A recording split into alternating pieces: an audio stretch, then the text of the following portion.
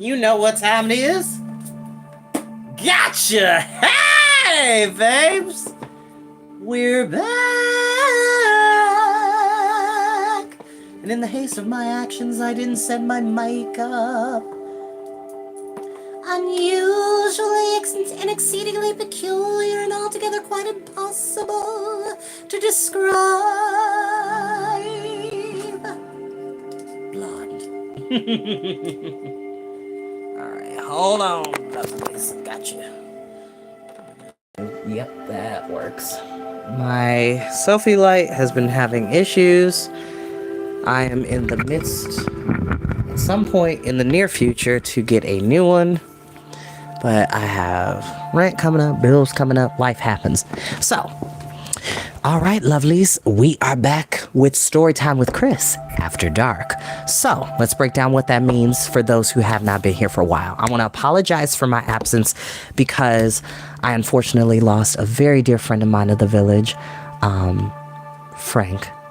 He was an amazing friend and a wonderful intellect and an amazing comic book collector and historian and so knowledgeable and wonderful to talk to and always would make me feel very special when I would stop by a Dark Star bookstore among the amazing staff at Dark Star. And because of my grief and my sadness, I lost my voice for 3 full days. My own mother can tell you I couldn't even talk on the phone like audibly to be heard. I had to really lean in the phone. And then after that recovery, I still couldn't hit certain octaves with certain characters. So I legitimately had to take those 2 weeks on a break and to deal with my grief and my sadness. And I'm glad I took that time. So I appreciate you all's patience.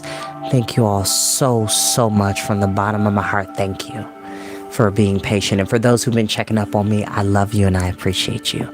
But let's get that out of the way, and thank you for your patience yet again. This is Storytime with Chris After Dark. If, and I mean if, you are not of the age of 18 and above, you should not be watching this video. I repeat, if you are not 18 and older, you should not be watching this video. This is strictly for the adults. Go watch something else. I have hundreds, literally, no exaggeration, hundreds of other videos for the kids of various ages, of preteens, toddlers, teenagers. That is for y'all. This is for the adults, okay? I'm going to say this one more time as a final warning. If you are not 18 and older, you should not be watching this video. This is an adult reading of Wicked. This is not made for kids. So if you're not of that age group, please exit.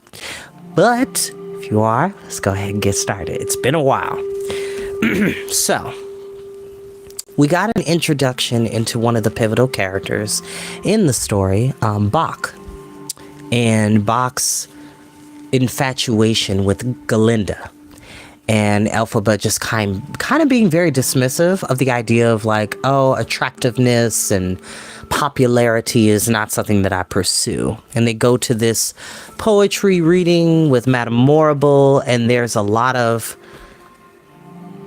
let's just say, prejudice in the poem that she put out, talking about animals should be, at the end, the last stanza was animals should be seen and not heard, which is a deeper conversation that we will eventually talk about at some point. But let's go ahead and get started.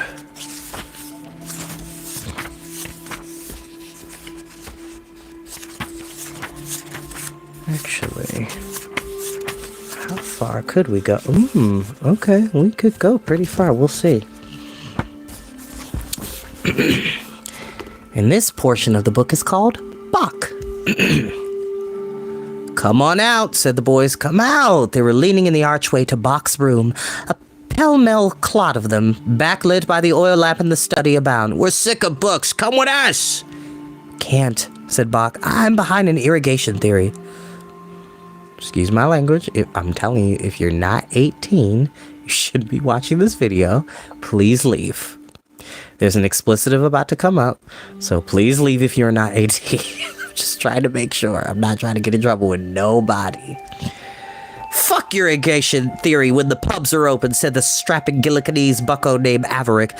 You're not going to improve your grades at this late day with the exams almost over and the examiners half crooked themselves. It's not the grades, said Bach. I just don't understand it yet. We're off to the pub. We're off to the pub, chanted some boys who it seemed had gotten a good start. Fuck Bach, the ale is waiting and it's already aged enough. Which pub then? Maybe I'll join you in an hour, Bach said, sitting firmly back in his chair and not lifting his feet to the footstool, as he knew that this might incite his classmates to hoist him to their shoulders and carry him off for them for an evening of debauchery. His smallness seemed to inspire such banditry. Feet square on the floor made him look more planted, he figured. The Boar and Fennel, said Averick. They've got a new witch performing. They say she's hot. She's a Cumbric witch. Ha! Said Bach, unconvinced. Go on and get a good view. I'll come along when I can. The boys rambled away, rattling doors of their friends, knocking aslant the portraits of old boys now grown into august patrons. Averick stood in the archway and waited a minute longer. We might ditch some of the bores and take a select few of us to the Philosophy Club, he said enticingly. Later on, it is the weekend after all. Oh, Averick, go take a cold shower, said Bach. You admitted you were curious. You did. So why not an end-of-semester treat? I'm sorry I ever said I was curious. I'm curious about death, too, but I can't wait to find out, thank you. Get lost, Averick. Better go catch up with your friends. Enjoy the Cumbric antics, which, by the way, I expect is false advertising. Cumbric witch talents went out hundreds of years ago, if indeed they ever existed. Averick turned up the silver collar of his tunic jacket. The inside was lined with a deep red velvet plush. Against his elegant shaven neck, the lining seemed like a single ribbon of privilege. Bach found himself once again making mental comparisons between himself and handsome Averick and coming up short. What, Averick, he said, as impatient with himself as he was with his friend. Something has happened to you, said Averick. I'm not that dull. What's wrong? Nothing's wrong, said Bach. Tell me to mind my own business, tell me to go fuck myself, to piss off. Go on, say it, but don't tell me nothing's wrong. For you're not that good a liar, and I'm not that stupid, even for a dissipated Gillicanese of decaying nobility. His expression was soft, and Bach momentarily was tempted. His mouth opened as he thought of what to say, but at the sound of bells and Ozma towers chiming the hour, Averick's head turned just a fraction. For all his concern, Averick wasn't entirely here. Bach closed his mouth, thought some, and said, Call it Muchkinlander solidity. I won't lie, Averick, you're too good a friend to lie to, but there's nothing to say now. Now go on and enjoy yourself, but be careful. He was about to add a word of warning against the Philosophy Club, but checked it. If Averick was annoyed enough, then Bach's nannyish worrying might backfire and goad Averick into going there. Averick came forward and kissed him on both cheeks and on the forehead, an upper-class northern custom that always made Bach profoundly ill at ease. Then with a wink and a dirty gesture, he disappeared. Bach's room looked over a cobblestone alley down with Averick and his cronies were swooping and weaving. Bach stood back in the shadows, but needn't have worried. His friends weren't thinking of him now. They had made it through the halfway point in their exams. I had a breather for a couple of days. After the exams, the campus would lie vacant except for the more befuddled of the professors and the poorer of the boys. Bach had lived through this before. He preferred study, however, to scrubbing old manuscripts with a 5-haired tech-furred brush, which was what he would be employed to do in the Three Queens Library all summer long. Across the alleyway ran the bluestone wall of a private stable, attached to some mansion house a few streets away on a fashionable square. Beyond the stable roof, you could see the rounded tops of a few fruit trees in the kitchen garden of Crage Hall, and above them glowed the lacent windows of the dormitories and classrooms. When the girls forgot to draw their drapes, which was astoundingly often, you could see them in various stages of undress. Never the whole body naked, of course, in the case he would have looked away or told himself sternly that he had better. But the pinkness and whiteness of underskirts and camisoles, their frilliness of foundation garments, the rustle about the bustle, and the fuss about the bust. It was an education in lingerie, if nothing else. Bach, who had no sisters, merely looked. The Crage Hall dormitory was just far away that he couldn't make out the individual girls, and Bach was flushed with desire to see his heart throb again. Damn, double damn, he couldn't concentrate. He'd been set down if he queered his exams. He'd let down his father, old Beef, and his village. and the other villages. Hell and hell. Life was hard and barley just wasn't enough. Bach found himself suddenly leaping over the footstool, grabbing his student cape, charging down the corridors, and plummeting around the stone spiral stairs in the corner tower. He couldn't wait anymore. He had to do something and had an idea had come to him. He nodded to the porter on duty, turned left out of the gate, and hurried along the road, in the dusk avoiding as best he could the generous heaps of horse manure, at least with his classmates off gallivanting, his soul left in Briscoe. So he turned left, then left again, and soon was pacing the alley by the stable, a rick of cordwood, the protruding edge of a swollen shutter, the iron bracket of a hoist. Bach was small, but he was nimble too, and with hardly a scrap of his knuckles, he had swung himself to the tin gutter of the stable, and then was scrambling like a lake crab up the steeply pitched roof. Aha! He might have thought of this weeks ago, months ago, but the night that all the boys would be out celebrating, the night he could be sure he himself wouldn't be seen from Briscoe Hall. That was tonight, and maybe only tonight. Some fate had insisted he resist Averick's invitation out, for now he was mounted on the stable roof, and the wind coursing through the wet leaves of the crawberry and pear trees made a soft fanfare, and there proceeded the girls into their hall, as if they had been waiting in the corridor until he was properly positioned, as if they'd known he was coming.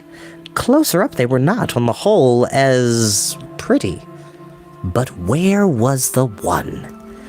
And pretty or not, they were clear. The fingers they dove into clumps of satin bow to untie them, the fingers they peeled gloves off with and worked cunning rows of 40 miniature pearl buttons with, the fingers that loaned to each other at the inside laces in the private places that college boys knew only by mythology. The unexpected tufts of hair, how tender, how marvelously animal-like. His hands clenched and unclenched themselves of their own accord, but hungry for what he hardly knew. And where was she? What the hell are you doing up there? So he slipped, of course, because he was startled, and because fate, having been so kind as to award him this ecstasy, retributively was going to kill him now. He lost his footing and grabbed for the chimney, but missed. Head over heels, he rolled like a child's toy, smashed into the poking branches of the damn pear tree, which probably saved his life, breaking his fall. He landed with a thud on a bed of lettuces, and the wind was loudly knocked out of him, mortifyingly so, through all available orifices.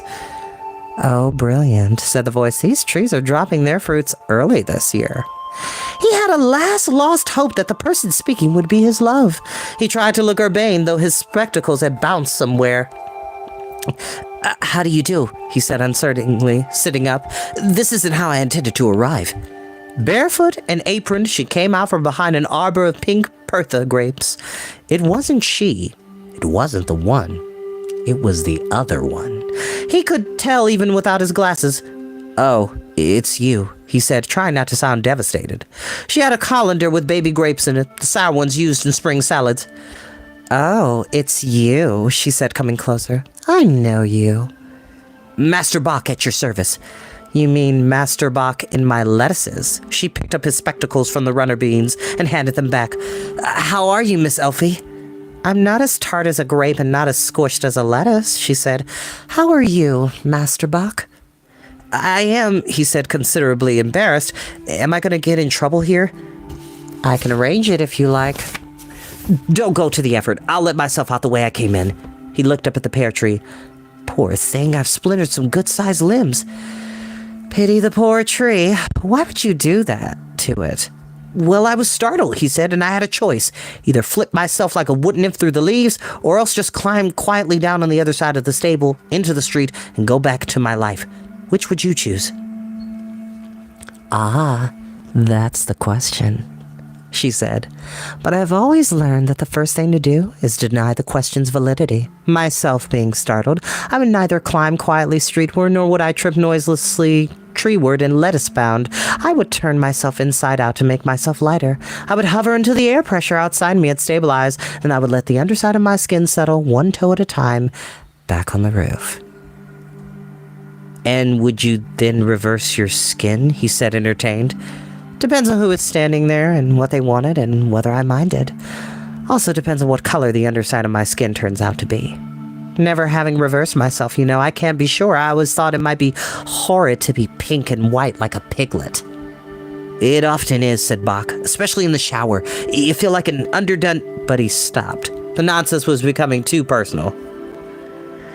I do beg your pardon, he said. I startled you and I didn't mean to. You were looking at the top of the fruit trees, examining the new growth, I assume? She said, amused. Indeed, he answered coldly. Did you see the tree of your dreams? The tree of my dreams is of my dreams, and I don't speak of that to my friends nor to you, whom I hardly know. Oh, but you know me. We were in a child playset together. You reminded me when we met last year. Well, we're nearly brother and sister. You can certainly describe your favorite tree to me. And I'll tell you if I know where she grows. You mock me, Miss Elfie. Well, that I don't mean to do. Bach. She used his name without the honorific in a gentle way, as if to underscore her comment about their being like siblings. I suspect you want to know about Miss Galinda, the Gilliganese girl you met at Madame Morble's poetry slaughter last summer. Autumn. Perhaps you do know me better than I thought, he sighed. Could I hope she thinks of me? Well, you could hope, said Elphaba. It would be more efficient to ask her and have done with it. At least you know. But you're a friend of hers, aren't you? Don't you know? You don't want to rely on what I know or not, said Elphaba. Or what I say I know. I could be lying. I could be in love with you and betray my roomie by lying about her. She's your roomie? You're very surprised at that. Well, no, just pleased. The cooks will be wondering what dialogues with the asparagus I'm having now, Elphaba said. I can arrange to bring Miss Galinda here some evening if you like, sooner rather than later, so as to kill your joy the more neatly and entirely. That's what's to happen, she said. But as I say, how do I know? If I can't predict what we'll have for pudding, how can I predict someone's affections?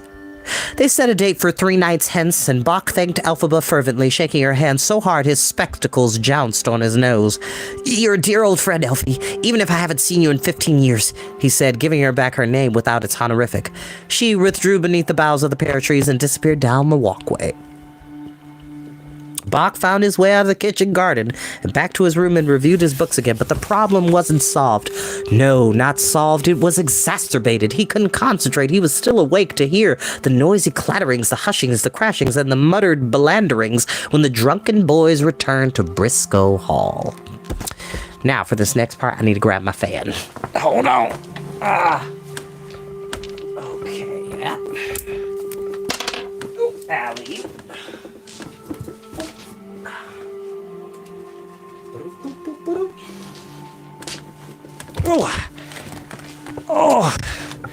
Oh, these old bones.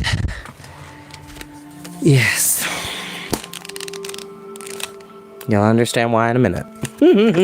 And by the way, I try to give fair amount of warning when I do this. And so I just want to make sure for those people that hopped on, this is Storytime with Chris After Dark. This is not for the kids. This is strictly for the adults. We always do this every Friday at 9. Try to keep it under an hour. This is for the adults. This is not for the kids. If there are kids watching this, you should not be watching this video. I have other videos to watch. This is for the adults. You gotta make sure, because somebody will claim that, oh, you didn't give a disclaimer. No, sweetheart. I did. You just did not take the time to pay attention.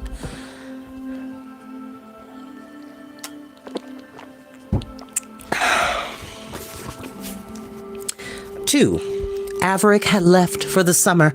Once the exams were done, and Bach either had flim-flammed his way through or disgraced himself, in which case there was little to lose now. This first rendezvous with Galinda might be the last. Bach bothered with his clothes more than usual and got an opinion on how to fix his hair from the new look in the cafes, a thin white ribbon around the crown of his head pulling his hair straight from the nub, so that it burst into curls beneath, like froth exploding from an overturned basin of milk. He cleaned his boots several times over. It was too warm for boots, but he had no evening slippers. Make do, make do. On the appointed evening, he retraced his way and on the stable roof found that a fruit picker's ladder had been left leaning up against the wall, so he need not descend through the leaves like a vertiginous chimpanzee. He picked his way carefully down the first few rungs, then jumped manfully the rest of the way, avoiding the lettuces this time. On a bench under the wormnut tree sat Elphaba, her knees drawn casually up to her chest and her bare feet flat on the seat of the bench, and Galinda, whose ankles were crossed daintily and who hid behind a satin fan, and who was looking in the other direction anyway. Well, my stars and garters. A visitor, said Elphaba. Such a surprise. Good evening, ladies, he said. Your head looks like a hedgehog in a shock. What did you do to yourself, said Elphaba. At least Glinda turned to see, but then she disappeared behind her fan again. Could she be so nervous? Could her heart be faint? Well, I'm part hedgehog, didn't I tell you? Said Bach. On my grandfather's side. He ended up as cutlets for Ozma's retinue one hunting season, and a tasty memory for all. The recipe is handed down in the family, pasted into the picture album, served with cheese and walnut sauce. Are you really? Said Elphaba. She put her chin on her knees. Really, hedgehog? No, it was a fancy. Good evening, Miss Glinda. It was good of you to agree to meet me again. This is highly improper, said Glinda, for a number of reasons, as you well know, Master Bach. But my roomie would give me no rest until I said yes. I can't say that I'm pleased to see you again. Oh, say it. Maybe it'll make it true, said Elphaba. Try it out. He's not so bad for a poor boy. I'm pleased that you are so taken with me, Master Bach, said Miss Glinda, working at courtesy. I am flattered. She clearly was not flattered. She was humiliated. But you must see that there can be no special friendship between us, apart from the matter of my feelings. There are too many social impediments for us to proceed. I only agreed to come so that I could tell you this in person. It seemed only fair. It seemed only fair. It might be fun, too, said Elphaba. That's why I'm hanging around. There's the issue of different cultures to start, said Glinda. I know you are a Munchkinlander. I am a Gilliganese. I will need to marry one of my own. It's the only way. I'm sorry. She lowered her fan and lifted her hand, palm out, to stop his protest. And furthermore, you are a farmer from the agricultural school, and I require a statesman or a banker from Ozma Towers. This is just how things are. Besides, said Glinda, you're too short. What about his subversion of custom by coming here this way? What about his silliness, said Elphaba. Enough! That'll do, Miss Elphaba. Please, you're too certain of yourself, said Bach. If I may be so bold. You're not so bold after all. Elphaba's just enjoying this. She's just loving this. She's like, yes, let me watch this unfold. The pettiness. The queen of petty, okay? You're about as bold as tea made from used leaves. You're embarrassing me without hanging back so. Come on, say something interesting. I'm starting to wish I'd gone to chapel. You're interrupting, said Bach. Miss Elfie, you've done a wonderful thing to encourage Miss Glinda to meet me. But I must ask you to leave us alone to sort things out. Neither of you will understand what the other is saying, said Elphaba calmly. I'm a Munchkinlander by birth anyway. I'm the natural choice. If not by my upbringing, I'm a girl by accident, if not by choice. I'm the natural arbiter between you two. I don't believe you can get along without me. In fact, if I leave the garden, you'll cease to decipher each other's language entirely. She speaks the tongue of rich, you speak clotted poor. Because I paid for this show by wheedling Miss Glinda for 3 days running, I get to watch. It would be so good of you to stay, Miss Elphaba, said Glinda. I require a chaperone when with a boy. See what I mean? Elphaba said to Bach. Then if you must stay, at least let me talk, Bach said. Please let me speak just for a few minutes. Miss Glinda, what you say is true. You are highborn and I am common. You are Gilliganese and I Munchkinlander. You have a social pattern to conform to, and so do I. And mine doesn't include marrying a girl too wealthy, too foreign, too expectant. Marriage isn't what I came here to propose. See, I'm glad I didn't leave. This is just getting good, said Elphaba, but clamped her lips shut when they both glared at her. I came here to propose when we meet from time to time, that's all, said Bach. That we meet as friends. That, free of expectations, we come to know each other as dear friends. I do not deny that you overwhelm me with your beauty. You're the moon in the season of shadow light. You're the fruit of the candlewood tree. You're the phoenix in circles of flight. This sounds rehearsed, said Elphaba.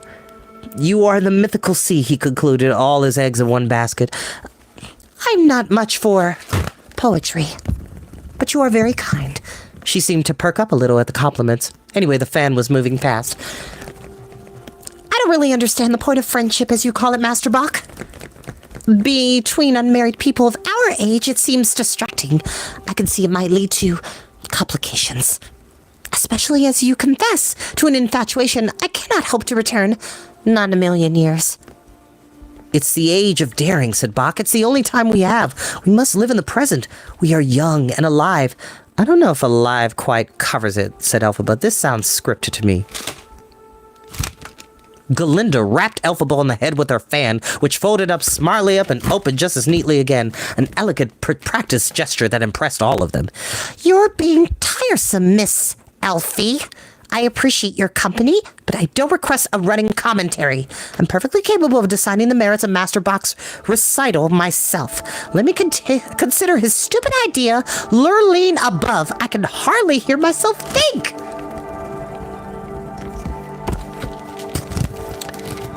Where them fans at? Hey, where them fans at? Hey, where them fans at? Where them fans at? Yes. Honey, there is power to the fan. I know a lot of church mothers, okay? There is power to the fan, okay? Don't disrespect a good fan, okay? There we go. All right.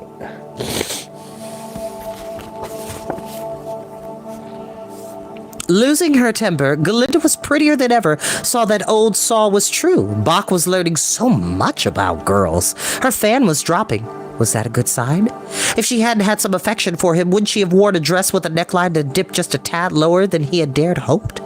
And there was the essence of rose water on her. He felt a surge of possibility, an inclination to rub his lips on the place where her shoulder became her neck. Your merits, she was saying. Well, you're brave, I suppose. And clever to have figured this out. If Madame Morrible ever found you here, we'd be in severe trouble. Of course, you might not know that, so scratch the bravery part. Just clever. You're clever and you're sort of, I mean, to look at. Handsome, suggested Elphaba, dashing. You're fun to look at, decided Galinda. Bach's face fell. Fun? He said. I'd give a lot to achieve fun, Elphaba said. The best I usually hope for is stirring, and when people say that, you're usually referring to digestion. Well, I might be all or none of the things you say, said Bach staunchly, but you will learn that I am persistent. I will not let you say no to our friendship, Galinda. It means too much to me. Behold the male beast roaring in the jungle for his mate, said Elphaba. See how the female beast giggles behind a shrub while she organizes her face to say, Pardon, dear, did you say something? Elphaba! They both cried at her.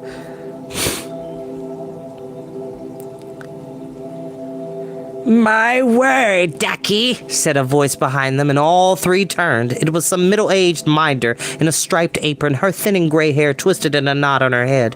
What are you getting yourself up to? I'm a clutch, Galinda said. How do you think to look for me here?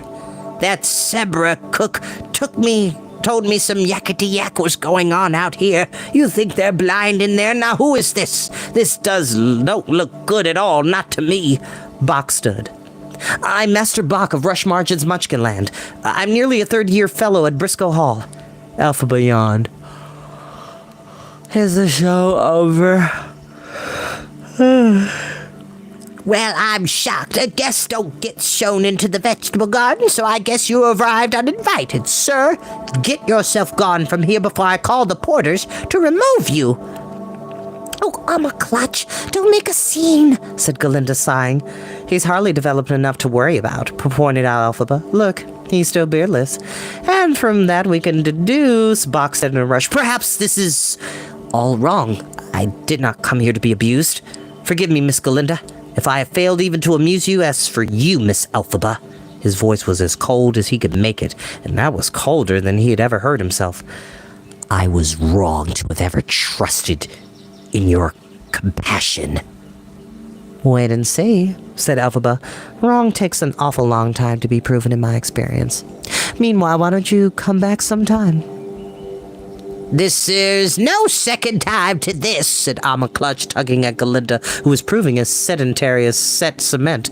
Miss Elphaba, shame on you for encouraging this scandal.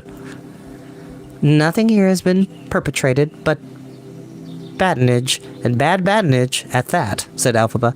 Miss Galinda, you're mighty stubborn there. You're planting yourself in the vegetable garden for good in the hopes that this boy visitation might occur again? Have we misread your interest? Galinda stood at last with some dignity. My dear Master Bach, she said as if dictating, it was ever my intention to dissuade you from pursuing me in romantic attachment or even friendship. As you put it, I had not meant to bruise you. It is not in my nature. At this... Elphaba rolled her eyes, but for once kept her mouth shut, perhaps because Alma Clutch had dug her fingernails into Elphaba's elbow. I will not deign to arrange another meeting like this. As Alma Clutch reminds me, it is beneath me. Alma Clutch hadn't exactly said that, but even so, she nodded grimly. But if our paths cross in a legitimate way, Master Bach, I will do you the courtesy of at least not ignoring you. I trust you will be satisfied with that. Never, said Bach with a smile. But it's a start. And now, good evening, said Alma Clutch on behalf of them all, and steered the girls away. Fresh dreams, Master Bach, and don't come back.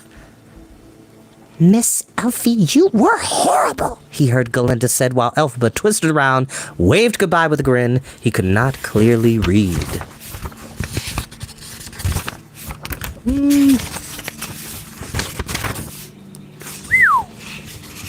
I think this is a good stopping point, actually. And that is where we will end for tonight. Let me tell you, there is the power of...